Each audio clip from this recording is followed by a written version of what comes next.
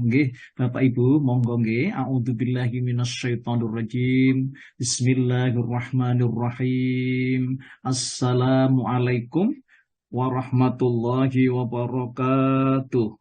Waalaikumsalam warahmatullahi warahmatullahi wabarakatuh. wabarakatuh. Alhamdulillah wasyukrulillah ala nikmatillah wassalatu wassalamu ala rasulillah Muhammadin wa ala alihi wa sahbihi wa mawalah. La haula wa la quwwata illa billahil aliyyul azim. Rabbis shrahli sadri wa yassirli amri wahlul uqdatam min lisani yafqahu qawli. Rabbi zidni ilma warzuqni fahma. Amma ba'du. Yang dimuliakan Allah, nggih Bapak-bapak, Ibu-ibu, jamaah yang tetap teguh pendirian, istiqomah pada pagi hari ini untuk bisa mengikuti kajian-kajian ya setiap ba'da subuh. Kemudian yang sangat saya hormati, yang terhormat Bapak Kiai Haji Soekardi beserta seluruh keluarga sebagai pembina daripada pengajian kita ini. Kemudian yang sangat kami muliakan para guru, ustadz-ustadzah, ya para pini sepuh, para alim ulama yang kiranya pada pagi hari ini atas izin Allah untuk bisa mendengar sekurang-kurangnya mengikuti kajian ini yang sangat saya hormati.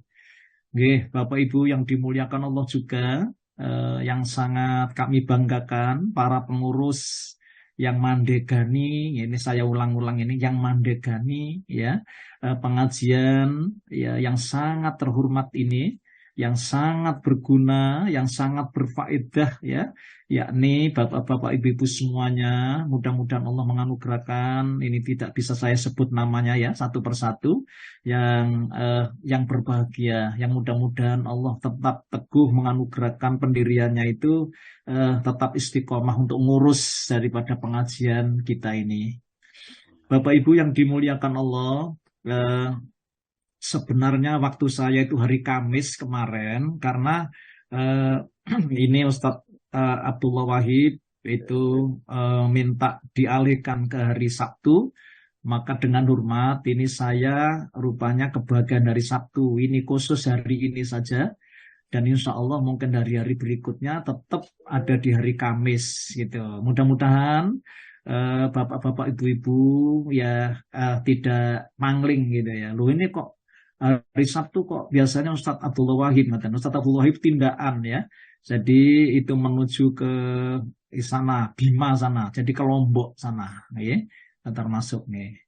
Nggih, Bapak Ibu yang dimuliakan Allah, saya melanjutkan ini Bapak Ibu kisahnya ya.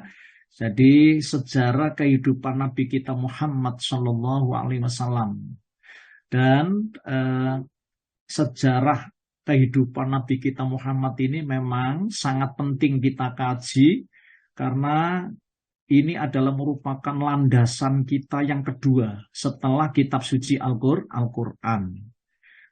Ya.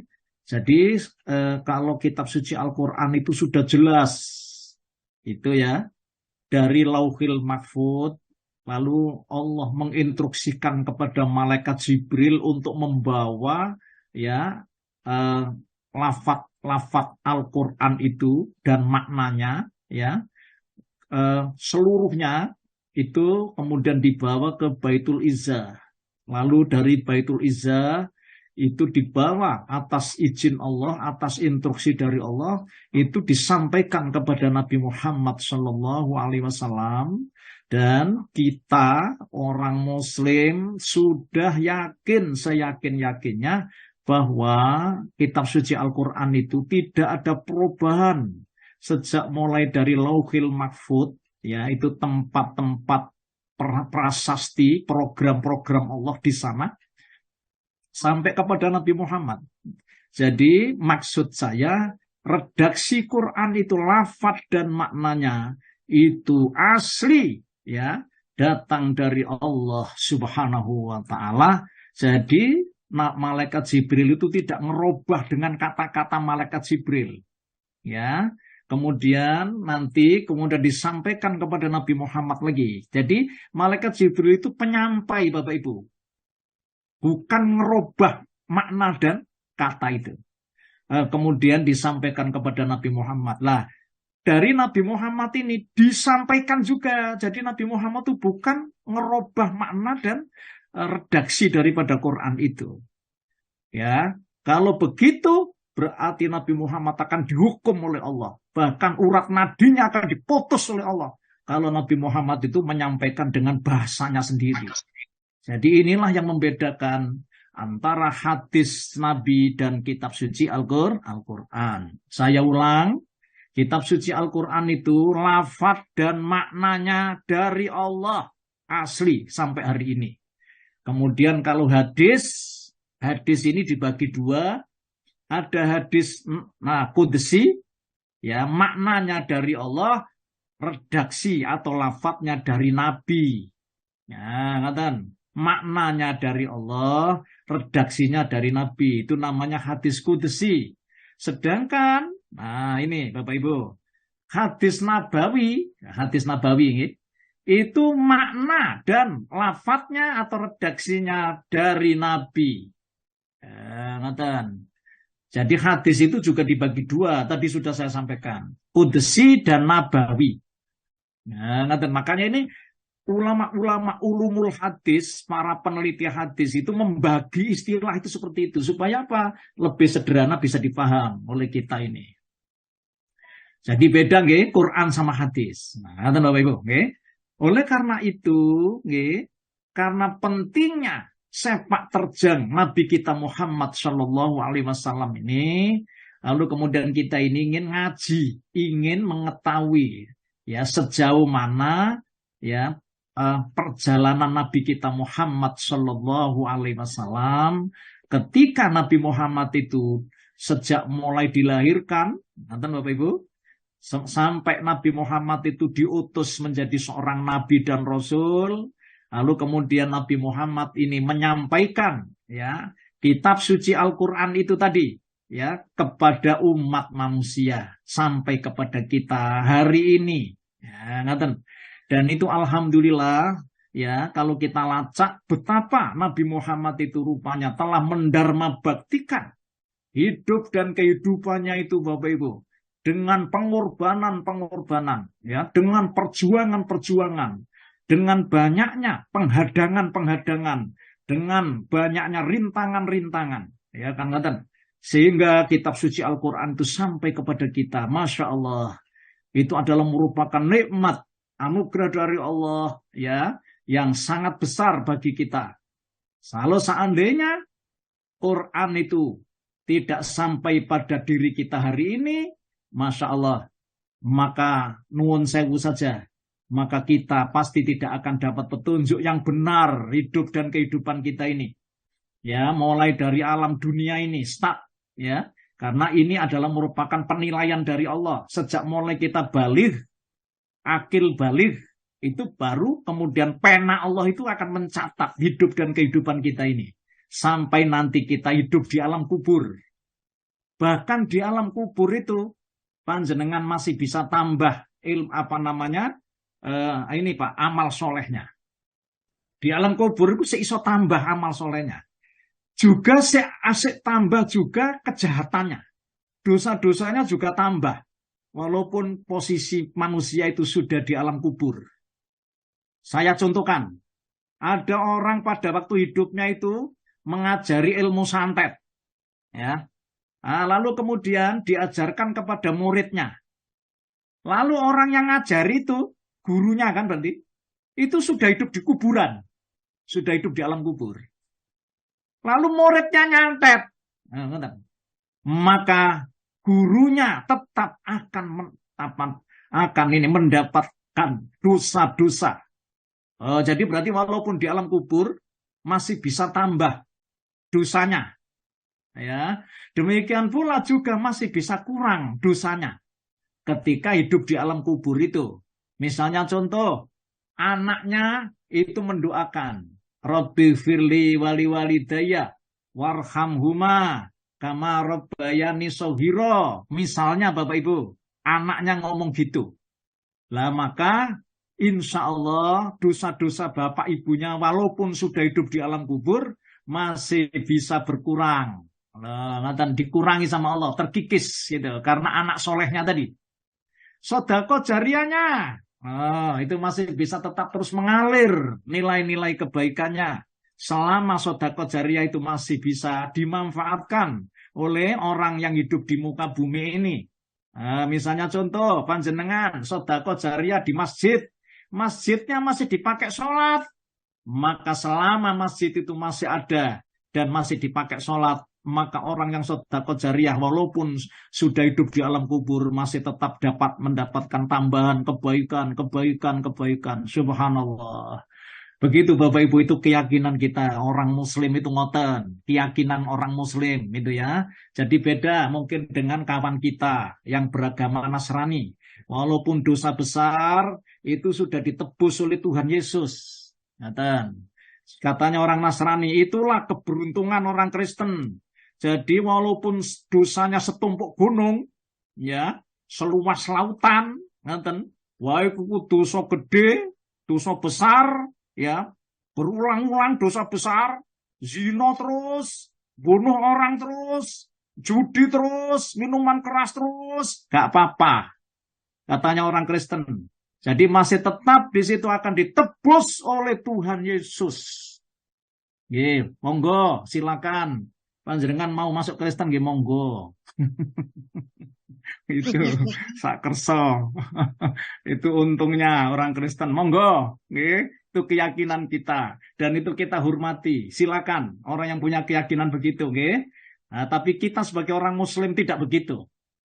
Ya, tidak begitu.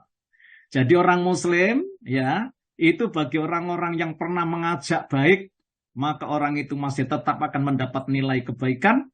Bagi orang-orang yang pernah juga mengajak keburukan, maka tetap dia akan mewarisi daripada ajakannya itu. Begitu Bapak Ibu yang dimuliakan Allah Subhanahu wa Ta'ala. Baik, saya lanjutkan. Ini pentingnya kita belajar sepak terjang kehidupan, hidup dan kehidupan Nabi kita Muhammad Shallallahu Alaihi Wasallam. Bapak Ibu, kita masuk materi singkat, mawon. Mudah-mudahan tidak terlalu panjang. Ini saya melanjutkan tema ya yang pada pekan yang lalu. Dan sekarang saya ingin melanjutkan tema ini. Bagian 2. Maksud saya gini, berpalingnya kaum Quraisy, itu maksudnya itu berpalingnya orang-orang kafir Quraisy. Maksudnya itu untuk membunuh Nabi Muhammad.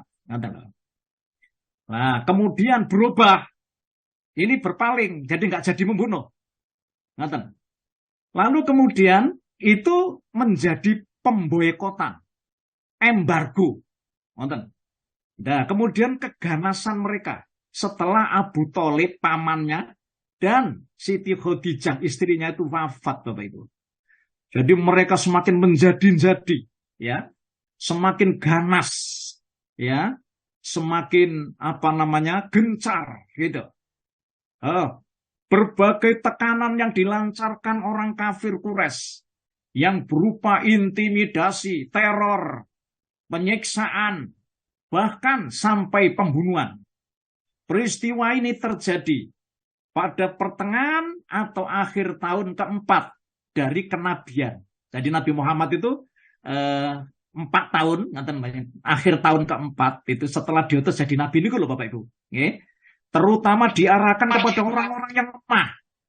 Ya, jadi orang-orang yang punya kasta rendah, yang ekonominya lemah, bahkan budak-budak yang ikut Nabi Muhammad itu tetap terus dibantai Bapak Ibu, disakiti. Ini mereka rupanya sudah ganas gitu, ya, hari demi hari begitu, ya, pekan demi pekan, bahkan bulan demi bulan. Jadi mereka semakin keras, ya, dirasakan hingga pertengahan tahun kelima. Hasilnya 5 ini di tahun kenabian. Ketika Nabi Muhammad diutus jadi Nabi ini start, ya, sampai pertengahan tahun kelima. Ngerti Bapak Ibu? Sehingga wilayah Mekah itu terasa sempit bagi orang-orang yang beragama Islam ini. Bagi orang-orang Muslim maksudnya, yang lemah terutama. Mereka mulai berpikir ya untuk mencari jalan. Jadi mereka itu termasuk orang-orang kafir musyrik Mekah. Itu mulai berpikir untuk mencari cara. Ya, bagaimana tetap terus dia menekan orang-orang Muslim itu. Tetapi orang-orang yang beragama Islam juga terbetik dalam hati dan pikirannya itu bagi untuk mencari jalan keluar bagaimana ya gangguan-gangguan ini ya akan diakhiri. Begitu Bapak Ibu. Langkah bijaksana yang diambil Rasulullah pada waktu itu dalam menghadapi berbagai tekanan ini Bapak Ibu, beliau itu sampai melarang orang-orang Muslim ya pengikut Nabi ini yang lemah ini menampakkan keislamannya. Jadi sampai Nabi Muhammad itu menginstruksikan begitu, ya.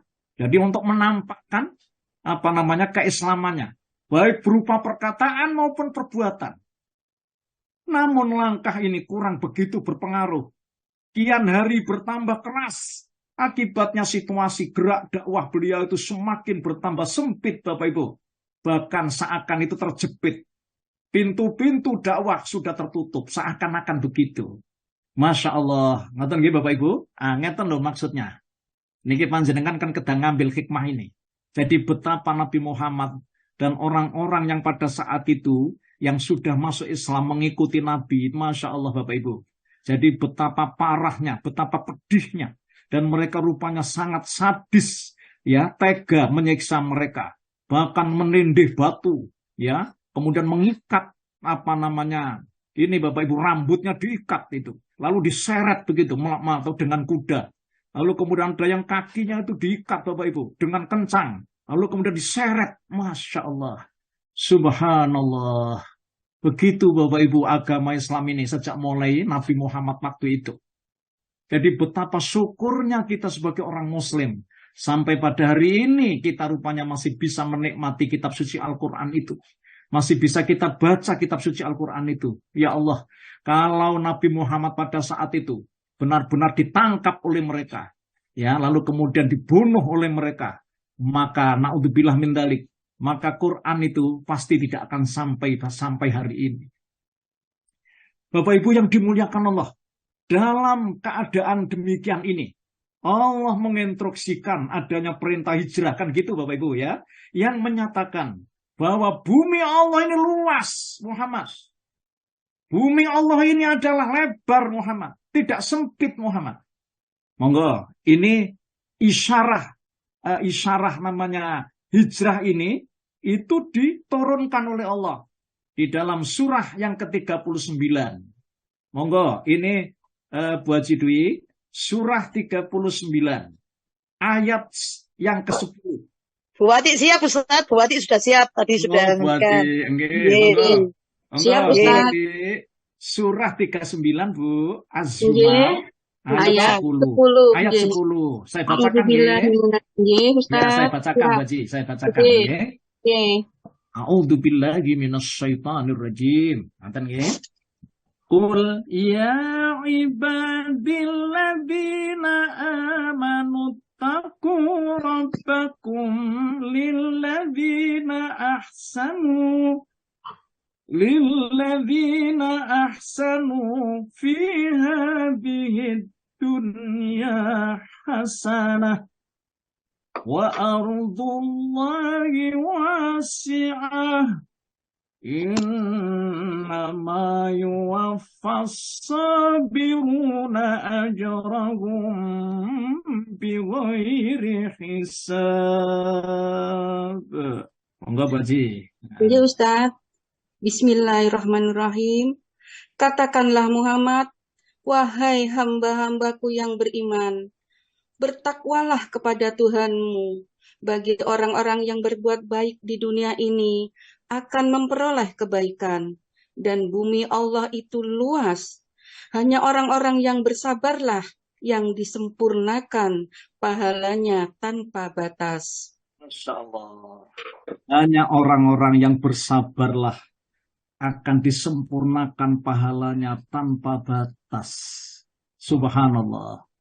Ini adalah merupakan instruksi dari Allah sekaligus meyakinkan kepada Nabi Muhammad, menambah kemantapan Rasulullah Shallallahu Alaihi Wasallam untuk memerintahkan kepada kaum muslimin, Bapak Ibu, agar melakukan hijrah demi keselamatan, demi juga keamanan dan juga perlindungan atas izin Allah.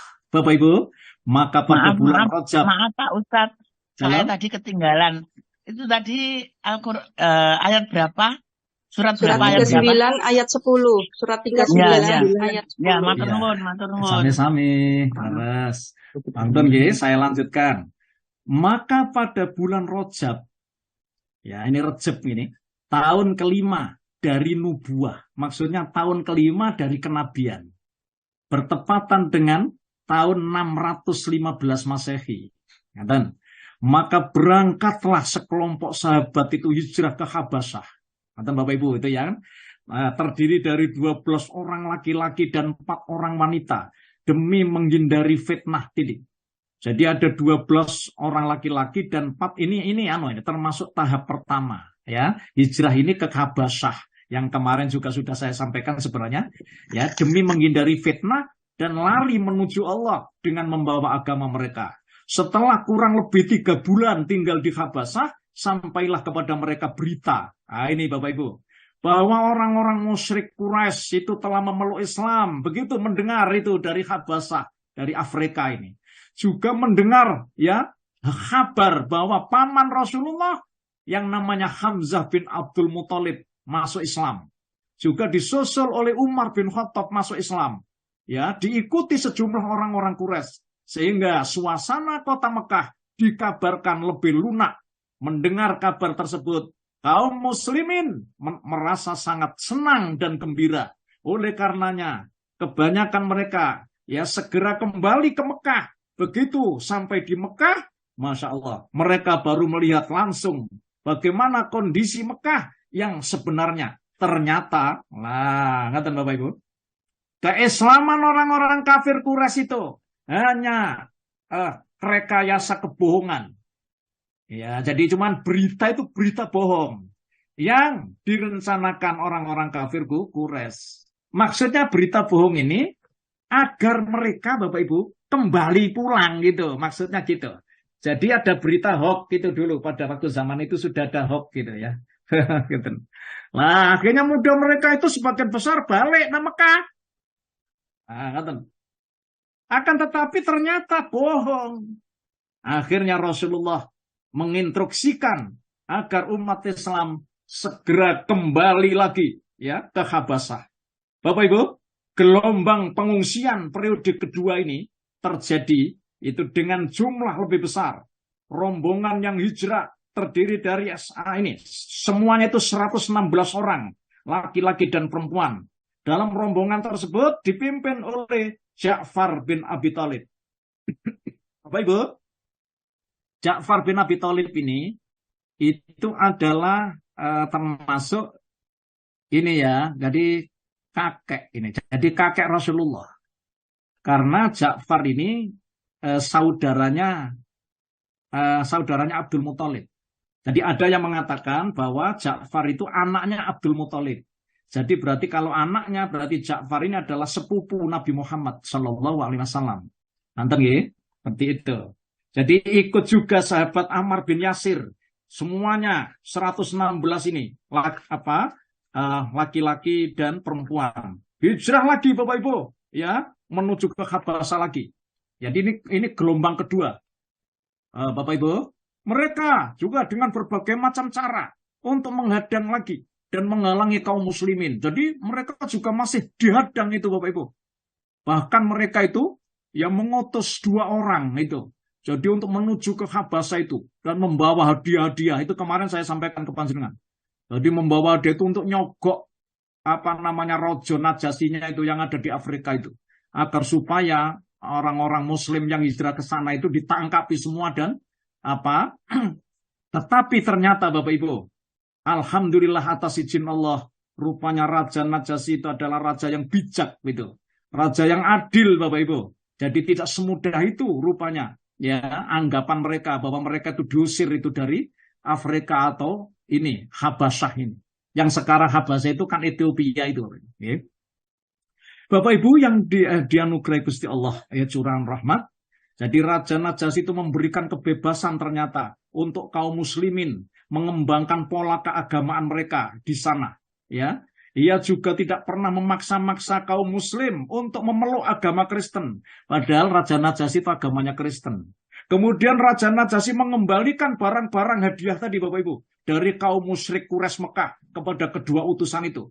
Bapak Ibu, sejak saat itulah pula kaum muslim tinggal di Habasah itu dengan tenang dan tentram. Sedang kedua utusan Quraisy itu kembali ke Mekah dengan tangan hampa. Akan tetapi bagaimana?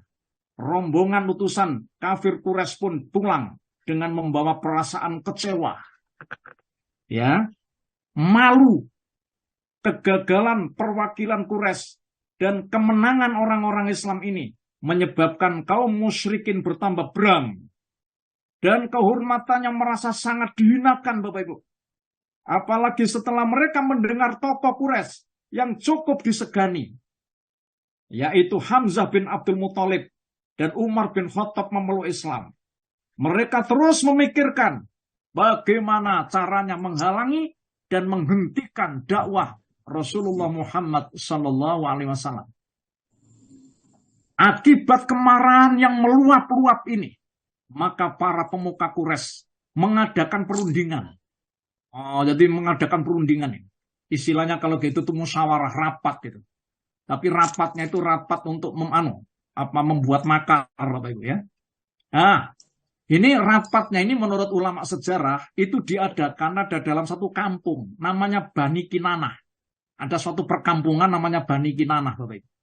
Jadi Bani Kinanah ini suatu nama kabilah besar sih sebenarnya, yaitu bangsa Arab yang banyak menetap di Hijaz. Jadi dan di Tihamah. Ya, ini di wilayah barat Arab pada waktu itu. Untuk mengambil kesepakatan. Jadi perundingan ini untuk mengambil kesepakatan yang tujuan utamanya merencanakan makar yang sangat jahat dan mengerikan. Apa itu Bapak Ibu? Menangkap hidup atau mati Muhammad Rasulullah Shallallahu Alaihi Wasallam. Masya Allah. Bapak Ibu disebutkan dalam beberapa sanad dari Musa bin Uqbah, sanad juga dari Ibnu Ishaq, juga dari yang lainnya, bahwa ya orang-orang kafir Quraisy itu membuat kesepakatan bersama untuk membunuh Rasulullah Muhammad Shallallahu Alaihi Wasallam. Kesepakatan dan keputusan ini juga disampaikan kepada Bani Hashim dan Bani Abdul Muthalib. Ini Bapak Ibu yang butuh kita ketahui, ya, itu Bani Hashim itu tadi Hashim itu ayahnya Abdul Muthalib. Lalu Hashim itu Bapak Ibu anaknya Abdul Manaf. Nah, jadi saya ulang, Hashim itu ayahnya Abdul Muthalib. Sedang ayahnya Hashim namanya Abdul Manaf. Itu kalau panjenengan bersandi di silsilah Rasulullah ya. Kemudian Abdul Muthalib ini Bapak Ibu, ya saya sebut punya anak ya, banyak anaknya. Bahkan itu sampai berapa ini banyak ya kalau kita lihat itu. Satu misalnya dari Ibu Nutailah binti Janab itu punya anak Al-Abbas. Anak dua, Abbas sama Diror. Ini dari Ibu Nutailah.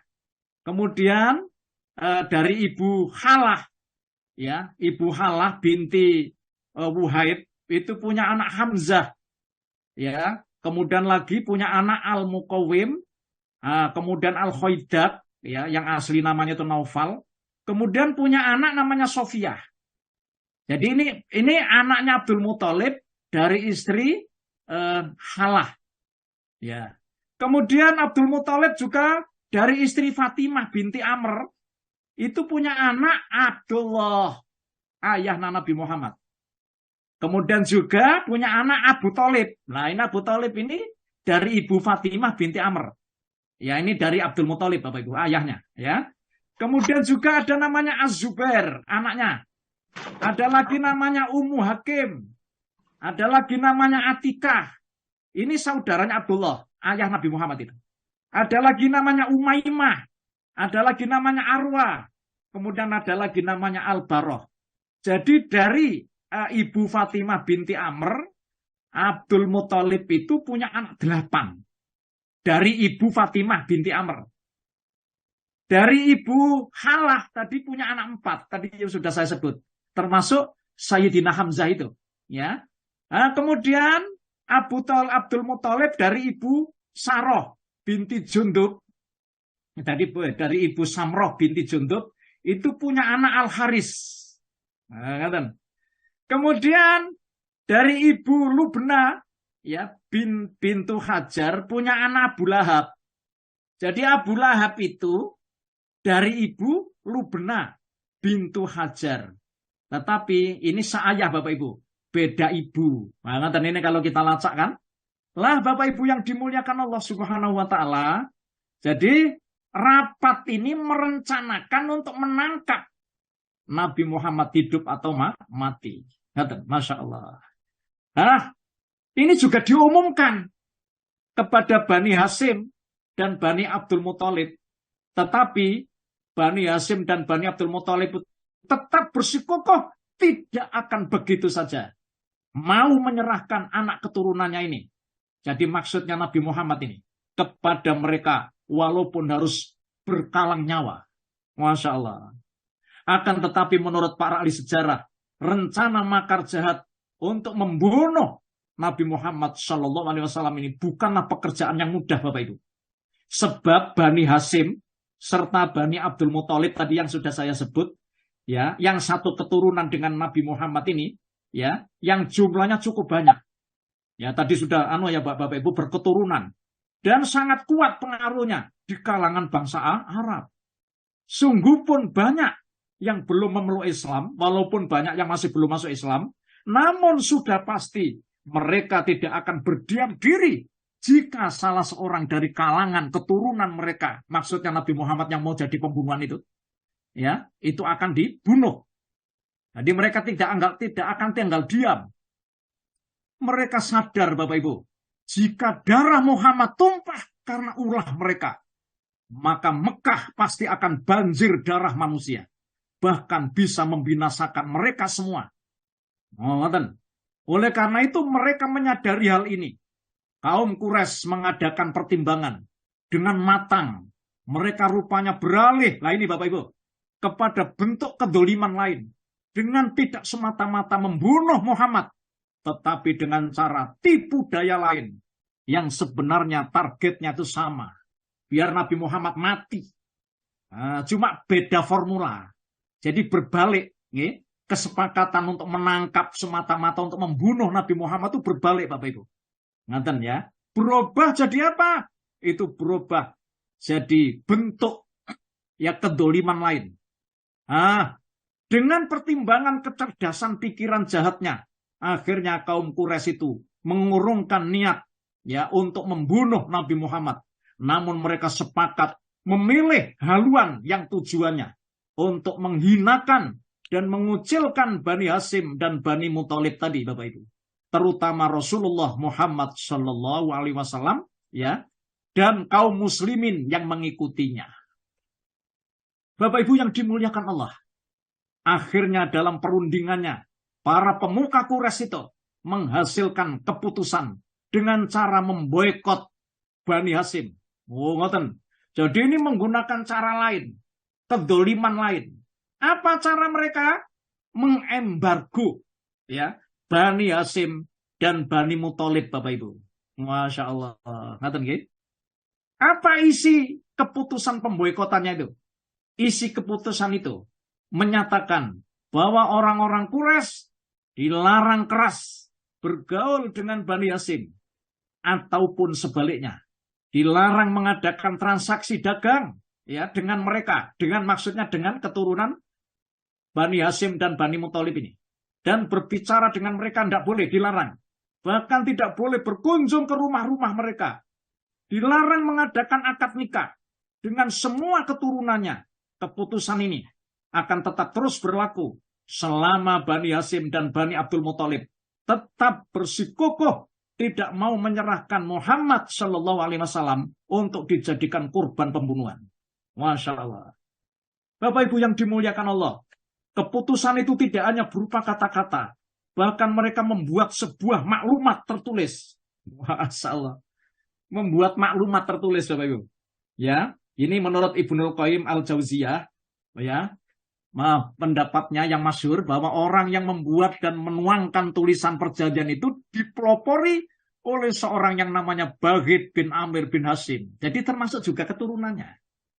Ya, Rasulullah berdoa untuk kemalangannya hingga tangannya menjadi lumpuh, Bapak Ibu. Jadi rupanya Baghid bin Amir bin Hasyim ini tangannya lumpuh karena Nabi Muhammad mendoakan pada waktu itu.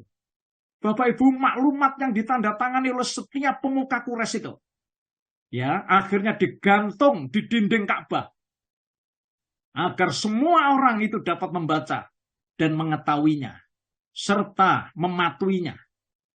Menurut para ahli sejarah, perjanjian itu selesai disepakati pada awal bulan Muharram. Oh, Bapak Ibu. Jadi ulama sejarah, jadi perjanjian itu disepakati pada awal bulan Muharram, tahun ke-7 dari nubuah. Jadi sudah dapat 7 tahun. Nonton maksudnya.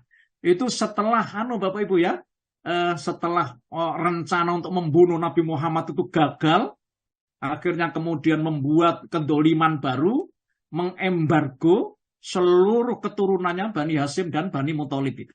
Masya Allah. Pemboikotan itu benar-benar ketat, Bapak Ibu. Semua cadangan dan bahan makanan sudah habis semuanya. Sementara orang-orang musyrik tidak membiarkan bahan makanan yang masuk ke Mekah itu atau barang yang hendak dijual, melainkan mereka langsung memborong semuanya. Hingga keadaan Bani Hasyim dan Bani Muthalib ini benar-benar mengenaskan dan kelaparan.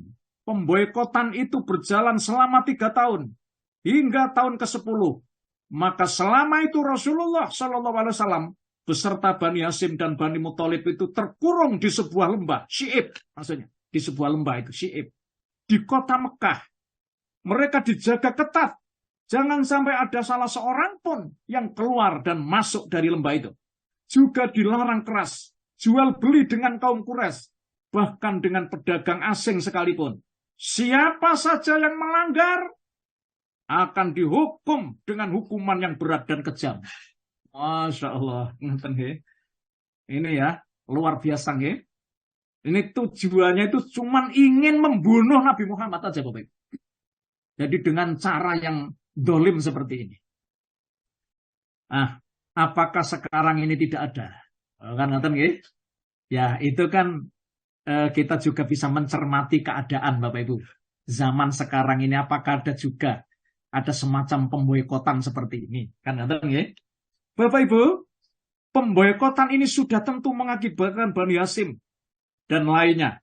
Ya termasuk Bani Muthalib itu menderita kesusahan dan kelaparan karena mereka tidak bisa keluar lembah itu untuk mendapatkan keperluan hidup mereka.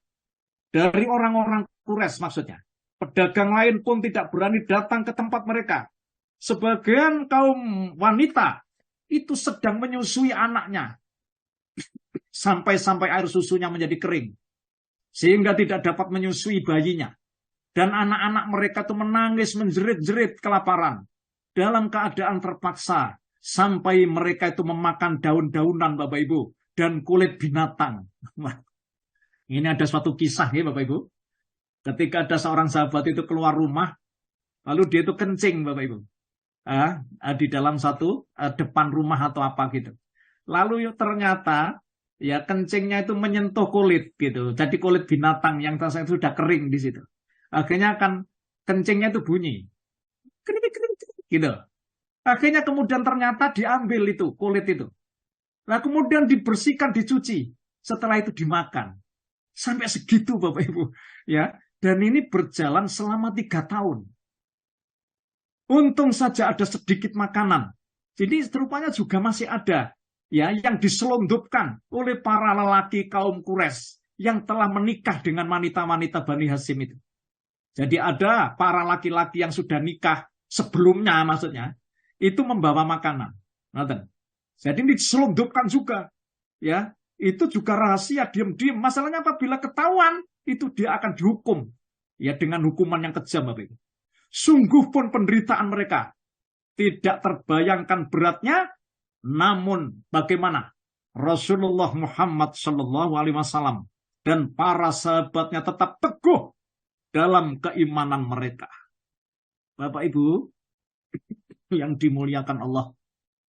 Jadi walaupun ya embargo ini sudah betul-betul memang mempengaruhi kehidupan bangsa Arab atau masyarakat Arab di Syi'ib itu pada saat itu, tetapi Rasulullah Muhammad SAW dan para sahabatnya tetap teguh ya dalam keimanan mereka.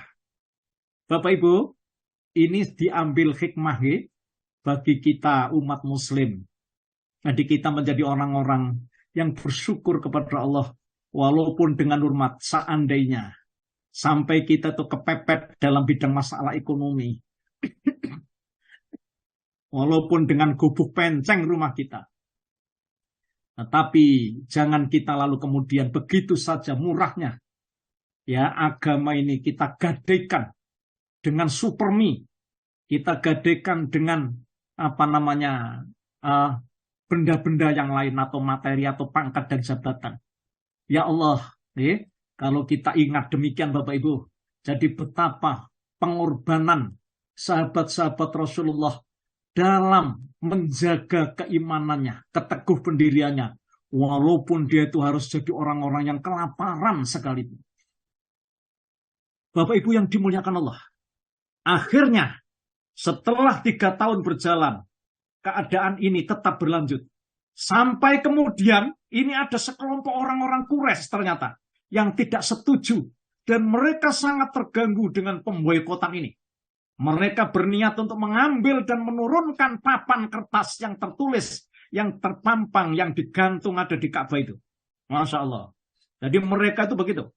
Ulama sejarah mencatat di antara orang-orang yang tidak setuju ini, itu ada dicatat dalam sejarah.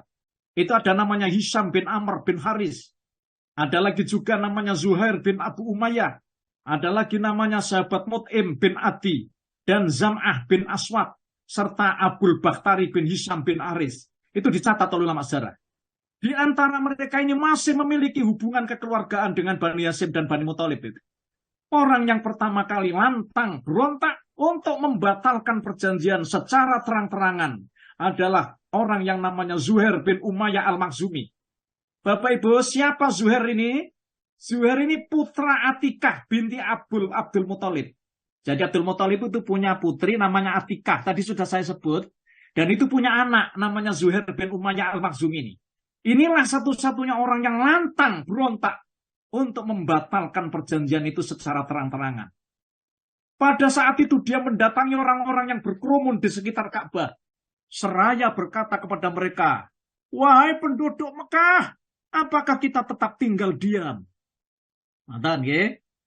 Dan tidak peduli, hanya bersenang-senang makan dan minum perut kenyang. Sedangkan kalian semua mengetahui bahwa keluarga Bani Hashim dan Bani Muthalib kita biarkan ya binasa. Mereka tidak bisa menjual dan membeli apapun untuk kebutuhan hidupnya. Begitu kata Zuhair, Bapak Ibu. Ya, Zuhair bin Umayyah bin al-Makhzumi itu lagi berkata lagi, "Demi Allah," katanya, "aku tidak akan membiarkan mereka sebelum merobek-robek naskah kedoliman itu." Dan ketika dia hendak merobek papan perjanjian digantung di dinding Ka'bah itu, Bapak Ibu, betapa terkejutnya. Tiba-tiba ia mendapati tulisan perjanjian yang tertuang di atas kertas itu telah hilang dimakan rayap. Masya Allah. Jadi hilang dimakan rayap itu menurut sejarah. Kecuali ada lafaz ini Bapak Ibu. Bismika Allahumma. Itu ternyata tidak dimakan rayap itu. Ya, Bismika Allahumma. Dengan asmamu ya Allah. Begitu kan artinya.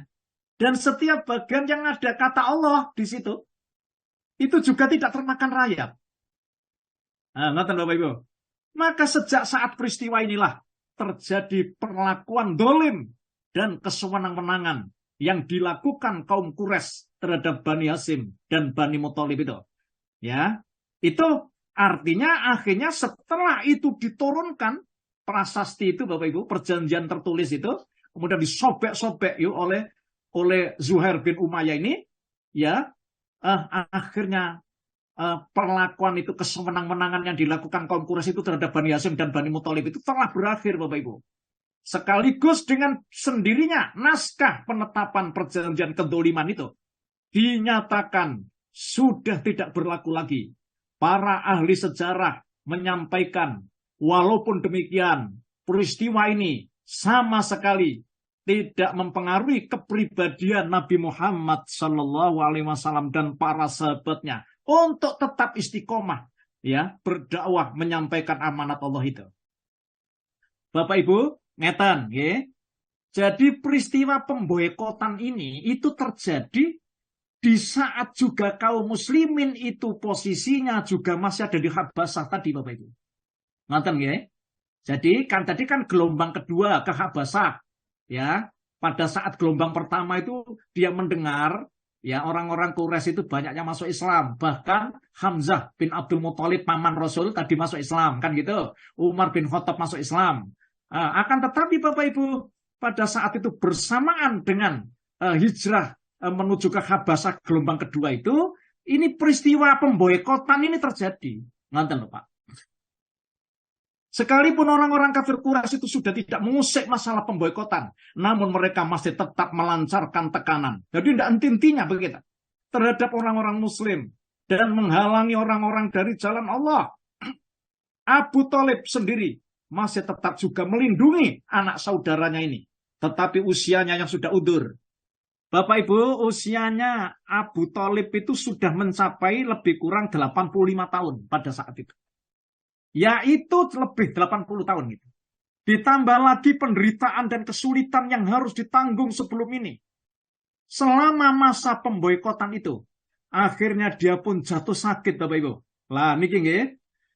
Jadi gara-gara karena sebab pemboikotan inilah akhirnya Abu Thalib paman Rasulullah ini jatuh sakit. Tetapi kita juga luar biasa nih Bapak Ibu, untuk ini Bapak, untuk menyampaikan penghormatan ya, sehormat-hormatnya kepada Abu Thalib ini, walaupun Abu Thalib ini Bapak Ibu sampai di penghujung akhir hayatnya itu tidak mau membaca 2 kalimat syahadat gitu. Kan ngoten ya. Selama masa pemboikotan itu akhirnya dia pun jatuh sakit Bapak Ibu.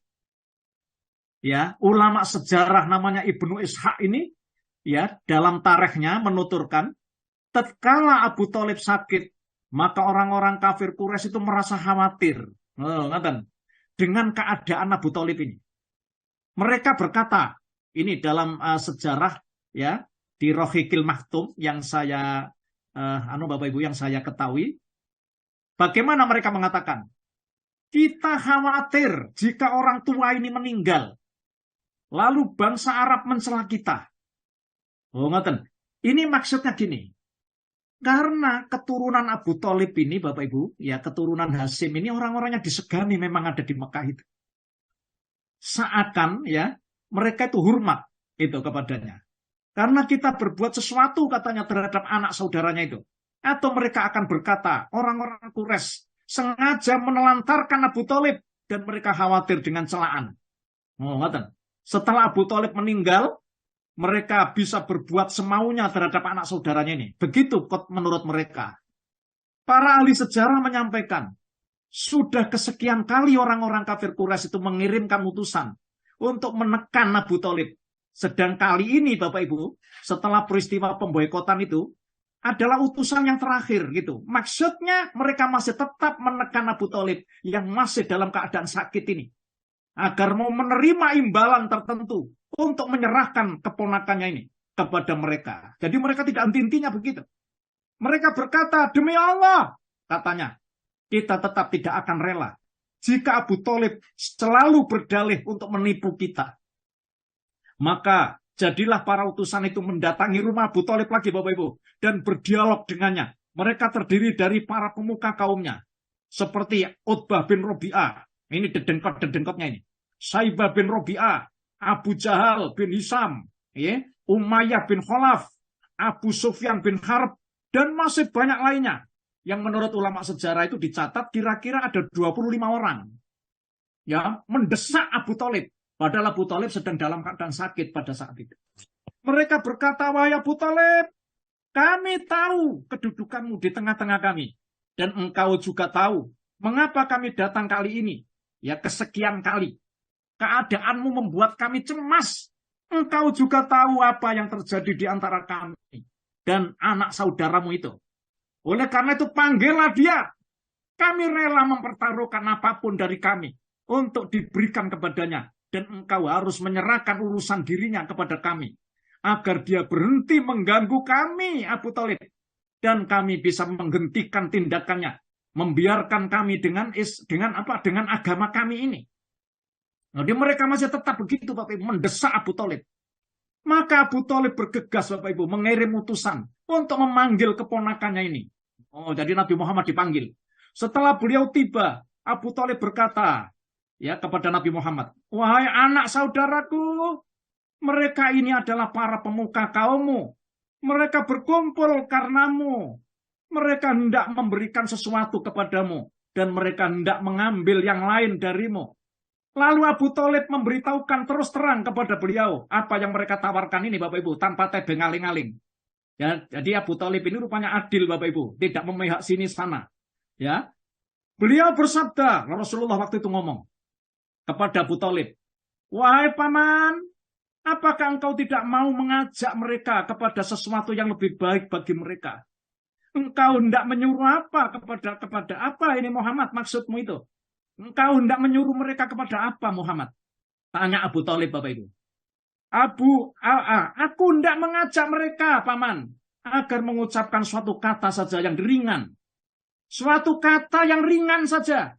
Yang dengan kata itu, mereka akan menjadi raja bangsa Arab. Dan semua bangsa non-Arab akan tunduk kepada mereka. Begitu kata Rasulullah Shallallahu Alaihi Wasallam. Di tengah-tengah Nabi berkata, Abu Jahal menyelanya, Bapak Ibu. Jadi ketika Nabi Muhammad ngomong itu di tengah-tengahnya itu Abu Jahal menyela. Seraya berkata, apa suatu kata itu Muhammad yang engkau maksudkan itu? Tanya Abu Jahal. Demi bapakmu, kami pun bisa memberikan kepadamu 10 kali lipat apa yang kau inginkan itu. Masya Allah. Nah, Bapak Ibu yang dimuliakan Allah, beliau bersabda, ada suatu kata, ya, kalian mulai saat ini, kata Rasulullah, harus mengucapkan kalimat La ilaha illallah dan meninggalkan apa yang kalian sembah selain dia. Bapak Ibu, kata-kata Rasulullah ini jadi diucapkan pada saat itu. Akan tetapi Bapak Ibu, betapa terkejutnya mereka mendengar daripada permintaan Rasulullah itu. Ini bagaikan kilat yang menyambar. Seketika itu mereka bersorak sampai bertepuk tangan. Lalu seorang pemimpin dari utusan mereka berkata, wahai Muhammad, apakah engkau ingin menjadikan kami menyembah Tuhan terhadap sesembahan yang tidak pernah disembah oleh bapak-bapak kami? Masya Allah, nonton. Demi Lata, demi Tuhan Lata, demi Tuhan Uzza, dan demi Tuhan Manat, maka permintaanmu itu selamanya sedikit pun tidak akan kami penuhi. Masya Allah. Nonton Bapak Ibu. Sesungguhnya agamamu itu benar-benar aneh Muhammad. Karena hanya menyembah Tuhan yang esa saja. Saya ini loh nyembah Tuhan 600 Tuhan. Saya masih jadi orang miskin kayak gini. Apalagi Tuhanmu yang cuma endil-endil satu itu. Tambah nemen miskinnya aku ini. Masya Allah. Nonton Bapak Ibu. Ya Allah. Bapak Ibu yang dimuliakan Allah. Lah, lalu kemudian sebab kejadian inilah Allah menurunkan ini ayat Bapak Ibu. Monggo. Ini Bu Pati, saya bacakan Bu nggih. Ini jadi Siap, Ustadz. Bapak Ibu, kejadian ini lalu kemudian Allah menurunkan ayat Bapak Ibu. Surat 38. Surat Shad 38. Ayat 4 sampai 7. Saya bacakan. A'udzubillahi minasyaitonirrajim. Wa ajibu an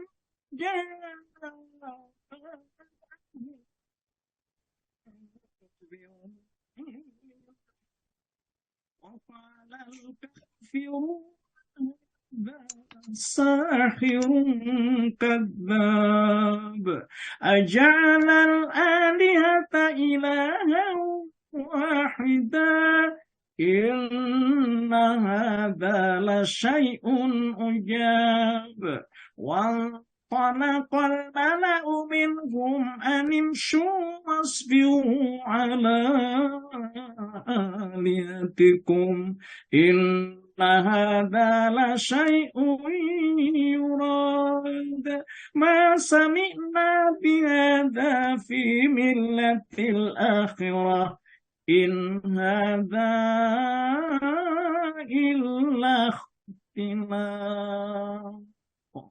Babu. Oke.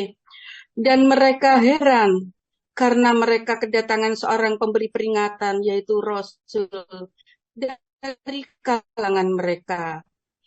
Dan orang-orang kafir berkata, orang ini adalah pesihir yang banyak berdusta. Bu Dwi, nggak kedengeran? Ya, mendut-mendut. Nggak kedengeran, Bu Dwi. Dengar, cuma sinyal biasa. Halo? Halo, dengar. Kedengaran Oh, cuma nggak mendut. jelas. Ya, Mendut. Oh. Halo, Nje. Yang kelima, apakah dia menjadikan Tuhan-Tuhan itu satu Tuhan saja? Sungguh, ini benar-benar sesuatu yang sangat mengherankan.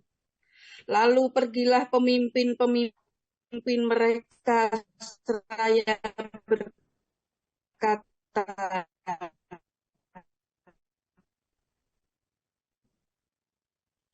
Ini nggak dengar. pergilah kamu dan tetaplah yang terakhir.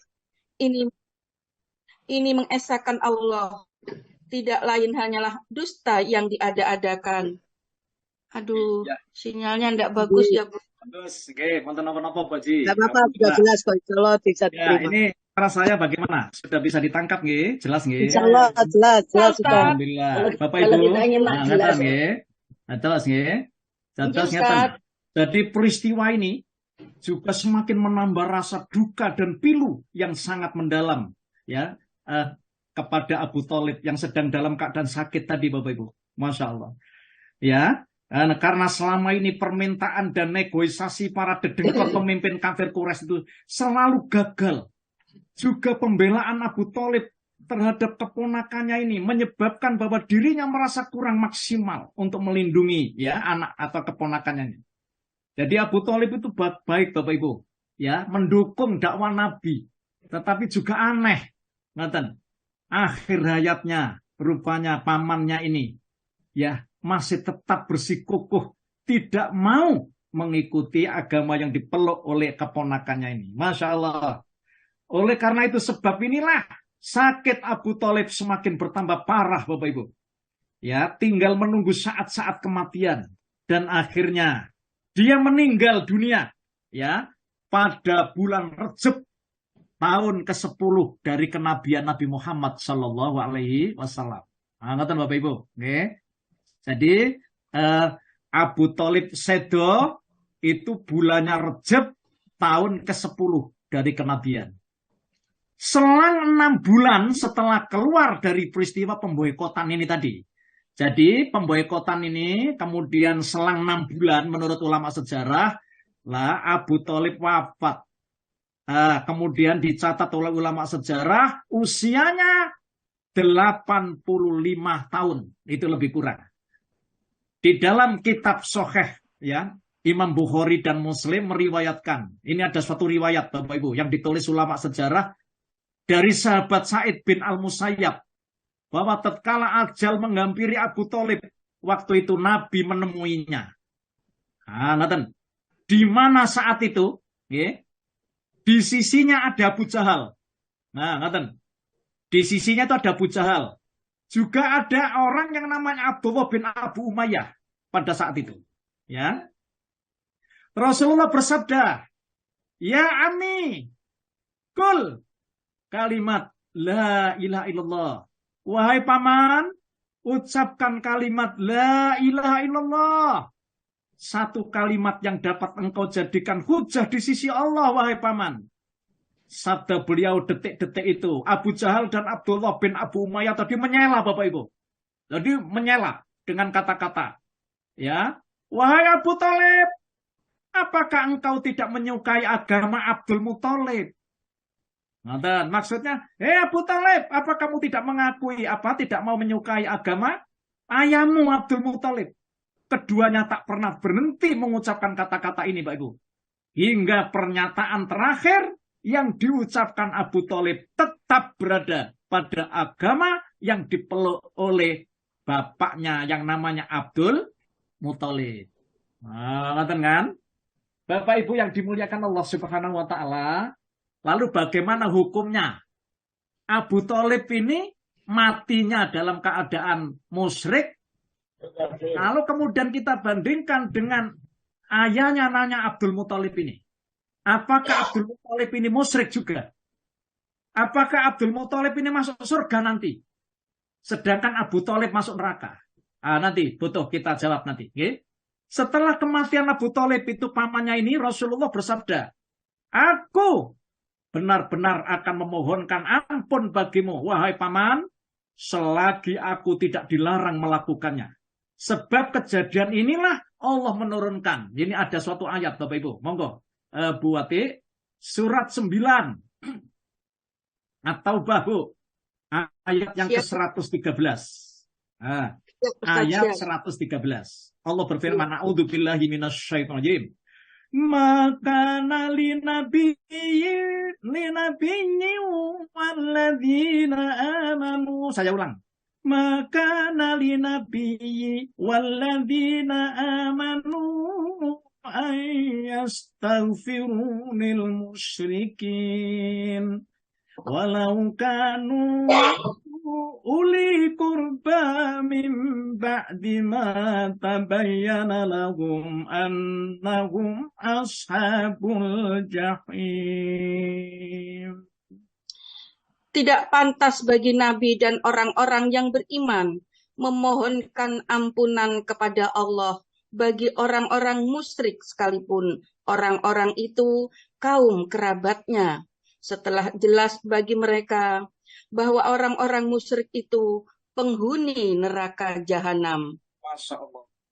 Lalu bersamaan dengan itu, Bu, itu ada diturunkan ayat lagi, Bu. Yaitu surat 28, surat Al-Qasas, ayat yang ke-56. Surat 28, Al-Qasas, ayat 56. Saya bacakan. Innaka la tahdi man ahbabta walakin Allah yahdi man yasha wa huwa a'lamu bil Sungguh engkau Muhammad tidak dapat memberi petunjuk kepada orang yang engkau kasihi. Tetapi Allah memberi petunjuk kepada orang yang Dia kehendaki. Dan Dia lebih mengetahui orang-orang yang mau menerima petunjuk. Ya, Masya Allah. Bapak Ibu yang dimuliakan Allah, ternyata ya Nabi Muhammad tadi kan janji ingin memintakan ampun ya kepada pamannya ini. Tetapi Allah menurunkan ayat demi ayat ini, Bapak Ibu. Itu rupanya kedudukan seorang nabi itu tidak pantas gitu untuk memintakan ampun ya kepada Allah bagi orang-orang yang musyrik. Sudah jelas musyrik. Jadi itu tidak boleh memintakan ampun, itu nggak boleh. Nah, kemudian juga ayat ini surat Al-Qasas ayat 56 ini memberitahukan kepada kita bahwa tugasmu Muhammad cuma hanya juru penyampai saja, tidak lebih dari itu. Yang menganugerahkan, membuka mata hati orang untuk jadi orang yang beriman itu Allah Muhammad. Jadi kamu tidak bisa Muhammad untuk menjadikan orang itu beriman, ya walaupun kamu itu statusnya seorang nabi dan rasul. Tetapi yang memberikan anugerah keimanan itu atas izinnya adalah Allah Subhanahu wa Ta'ala. Begitu Bapak Ibu yang dimuliakan Allah. Ya. Tidak bisa dibayangkan apa saja perlindungan yang diberikan Abu Thalib terhadap Rasulullah.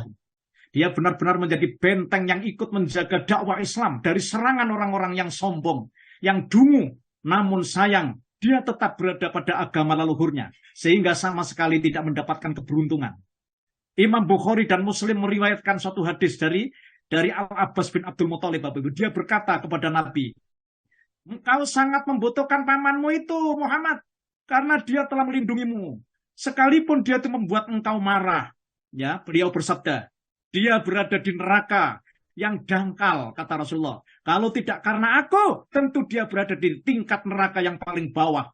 Dari Abu Sa'id Al-Khudri, bahwa dia pernah mendengar Nabi Muhammad bersabda, semoga syafaatku nanti bermanfaat baginya pada hari kiamat nanti, sehingga dia diletakkan di neraka yang dangkal, hanya sebatas tumitnya saja. Ini hadis sahih Bapak Ibu, ya, riwayat Bukhari Muslim. Jadi menurut Nabi Muhammad, pamannya ini, ya, karena atas izin Allah nanti, itu waktu di neraka, itu nerakanya tidak neraka ada di paling dalam, atau kerak neraka. Tapi posisinya itu ada di Bapak Ibu, di atas gitu, maksudnya di dangkal itu, sehingga cuma tumitnya saja yang di situ dibakar. Tetapi menurut hadis Nabi yang lain, walaupun tumitnya itu, tetapi otaknya mendidih Bapak Ibu. Masya Allah. Para ahli sejarah mencatat, kira-kira 2 atau 3 bulan setelah Abu Thalib meninggal dunia ini, kira-kira 2 atau 3 bulan setelah Abu Thalib meninggal dunia, Ummul Mukminin Khadijah Al-Kubra, istri Nabi Muhammad, ikut juga meninggal dunia, wafat Bapak Ibu. Tepatnya pada bulan Ramadan, pada tahun ke-10 dari kenabian, pada usia 65 tahun. Jadi Khadijah sedo Bapak Ibu, nututi. Usianya Khadijah pada saat itu 65 tahun. Sedang Rasulullah pada saat itu usianya masih 50 tahun. Karena jarak antara Nabi Muhammad dengan Khadijah itu 15 tahun. Khadijah termasuk salah satu nikmat yang dianugerahkan Allah kepada Rasulullah.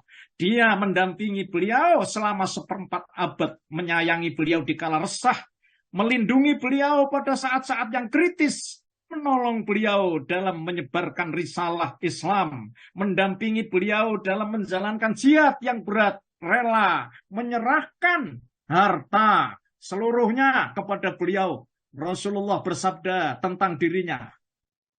Ini Rasulullah bersabda, dia beriman kepadaku saat semua orang mengingkariku, membenarkan aku selagi semua orang mendustakan aku, menyerahkan hartanya kepadaku di saat semua orang tidak mau memberikannya. Allah menganugerahiku anak darinya selagi wanita selainnya tidak memberikan anak kepadaku. Masya Allah.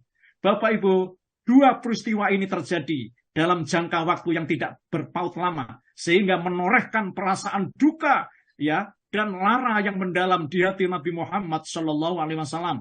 Ya, belum lagi gangguan dan rintangan yang dilancarkan kaumnya, karena dengan kematian keduanya mereka semakin berani, ganas, menyakiti dan mengganggu beliau. Ya, mendung menjadi bertumpuk-tumpuk sehingga beliau hampir putus asa menghadapi mereka. Bapak Ibu, untuk itu beliau pergi ke Taif, Bapak Ibu, dengan setitik harapan mereka berkenan menerima dakwah atau minimal itu mau melindungi Nabi ini dan mengulurkan pertolongan dalam menghadapi kaum beliau, sebab beliau tidak lagi melihat seseorang yang bisa memberi perlindungan itu. Jadi Nabi Muhammad ini ya terusik dalam hati dan pikirannya. Rasulullah, Bapak Ibu, menuju ke Taif, Bapak Ibu. Bapak Ibu yang dimuliakan Allah, bagaimana nanti keadaannya Nabi Muhammad menuju ke Taif ini? Apakah orang-orang Taif ini mau menerima dakwah Nabi? Atau justru sebaliknya, mereka rupanya akan menyakiti Nabi? Tunggu tanggal mainnya. Dan insya Allah akan saya sampaikan pada bagian yang ketiga pada pekan depan. Dan ini tambah rame, insya Allah, kisahnya. Dan nanti Bapak Ibu, bagaimana Rasulullah hijrah, nanti akan kita kupas, kita ceritakan bagaimana rupanya pengorbanan Rasulullah untuk mempertahankan imannya dan membawa kitab suci Al-Quran. Aku qouli hadza wa astaghfirullahaladzim. Saya serahkan kepada Pak Ji Harto. Terima kasih Pak Ji.